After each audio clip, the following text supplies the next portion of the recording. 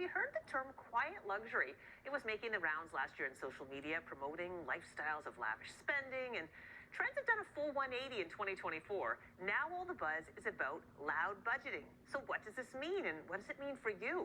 Here to discuss the loud budgeting trend is money expert and keynote speaker Robin Thompson. Good morning, Robin.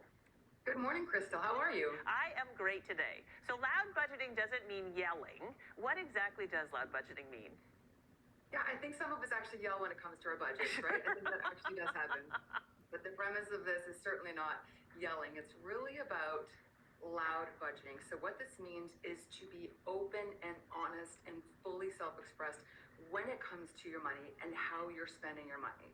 And sometimes, Crystal, that means saying no to the expensive Michelin star dinners, saying no to those lavish trips or things that don't align within your budget, because you actually have a different goal in mind. You have different strategies and different priorities you have. So it's not about that influence culture or social media culture where we're spending money frivolously. We are actually being conscious about the decisions we're making with our money. So we're being loud and we're being proud, and I'm all for it. Exactly. Like an example, what might be, I am not able to go out for dinner with you tonight because I'm saving up for a trip, or my rent is higher than expected this month, or whatever. It's like being honest about the realities of your financial situation. That's exactly what it is. And it sounds like something very basic. Of course, we should all be honest about our financial situations. But the reality of it is that sometimes we feel we want to keep up with the people in our lives. We want to keep up with our family is doing, our friends are doing. You don't want to be left out. We want to make sure we're part of the collective. But a strange thing happens when you start to own your budgeting and you start to own your money choices. It then gives you freedom to say, you know what? I actually am saving to buy a house. I'm saving to pay down my debt. I'm saving for that 50th trip birthday that I want to go on.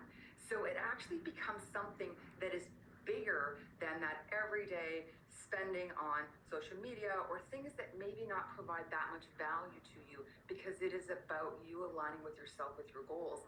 And you know what else happens, Crystal, when this happens? Is that as soon as you give yourself freedom to say to the people in your lives, listen, I'm not committed to that because I'm doing this, you also give them the freedom to make those decisions. So everybody has this collective money consciousness about what they're doing and what they're up to in their lives when it comes to their money. It's pretty powerful. It does sound powerful. And now when most people do hear the word budgeting, they kind of think deprivation. So how is loud budgeting a different approach? It does sound like deprivation. People always hear the word budget and it's like, hey, it's like chalkboard. Yeah. But it's really about understanding, what are you giving up today for tomorrow? So it is that delay of instant gratification.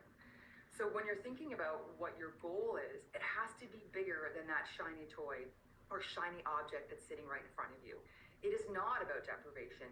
It is about the decision to choose. It's not that you can't afford to, but it's that you choose not to. And that is a very distinctive, separate discussion from, oh, I can't afford it because this and that. It's an active choice. So when you're looking at budgeting, it's about being clear about what it is that you're looking to achieve, and then being loud and proud about those decisions. Yes. Versus, oh, I can't do that today. I get to make the choice to save money as opposed to I am trapped in a certain way. All right, temptation is all around. Right now, it just feels like the world is set up to go against us when it comes to saving. So how can we set ourselves up for success with loud budgeting? And that is the first thing to do, is to tune out some of this noise, Crystal, because it's coming at us every direction. So social media, ads, newsletters, unsubscribe, unfollow. If you're following pages or you're receiving information that is not healthy for your financial well-being, that continually has you feel under pressure, under stress, it's time to start taking a look at the information that you allow into your space, into your brain, into your mind around how you're going to start spending. So we can certainly dive into some of the budgeting tips, more of the financial planning, or how you can strategize going forward outside of quiet luxury and into loud budgeting. And I think talk about those tips next if you like. Sure. We have maybe about a minute left, so maybe you could run through a couple of the top ones for us. Sure, absolutely. So the first thing you want to do is you want to get really clear. Where's my money? What's coming in? So what is my income? What are my expenses? So pretty clearly income, expenses. Then you're going to start to look at those expenses and say, okay, So these are the goals that I'm up to. Do these expenses align with that?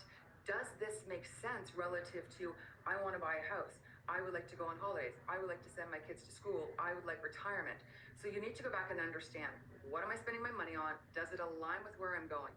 And if it doesn't, this is where you need to start making some of those changes. Saying, oh, this is what I'm up to in my life. Support the people in your life that are up to big things. They'll support you in life and you're up to big things. But just be clear, what are the goals? How much do you need to save? What does that look like? Great. Well, Robin, these are great tips, and it does seem like something that is a positive way. Being more honest about your finances, I can't see how that's a bad thing in any way. Thank you so much, Robin. You're so welcome. Have a great day. You too.